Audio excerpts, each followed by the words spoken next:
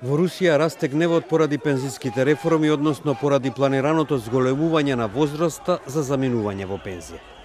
Вчера во неколку градови на повик на рускиот опозицијски лидер Алексеј Навални, кој се наоѓа во затвор, се одржаа протести.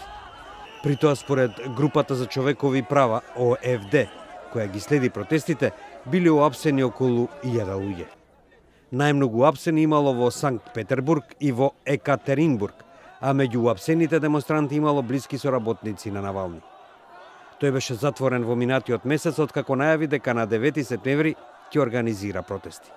Еден од демонстрантите, Фјодор Крашеников, вели: Ну и сегодня, к сожалению, мы видим, как полиция впервые, может быть, за всю историю протестного Екатеринбурга ведет себя нагло, ведет себя цинично, хватает людей в толпе, потому что в городе новая власть. Вјачеслав Бошков, активист за човекови права, пак додава: Это очень странные и возмутительные действия полиции. Граждане пришли мирно, без оружия. Они не нарушали общественный порядок. И действовать против них дубинками и арестами – это возмутительно. Это не отвечает духу Конституции. Демонстрантите велат дека планираната реформа им оневозможува на руските семејства да планираат сигурна иднина.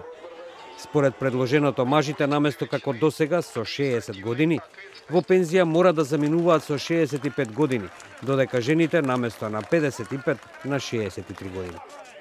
Во Русија старосната граница за заминување во пензија не е променета од 1932 година.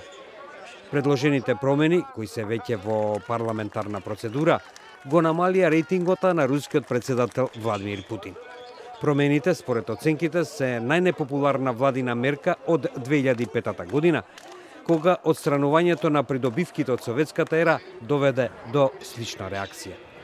Истовремено со протестите во некои делови на Русија вчера се одржува и локални избори, а во Москва и избори за градоначалник, на кои се очекува сигурна победа на Сергеј Собјанин, кој на таа функција е од 2010 година и ја има поддршката од Кремљ.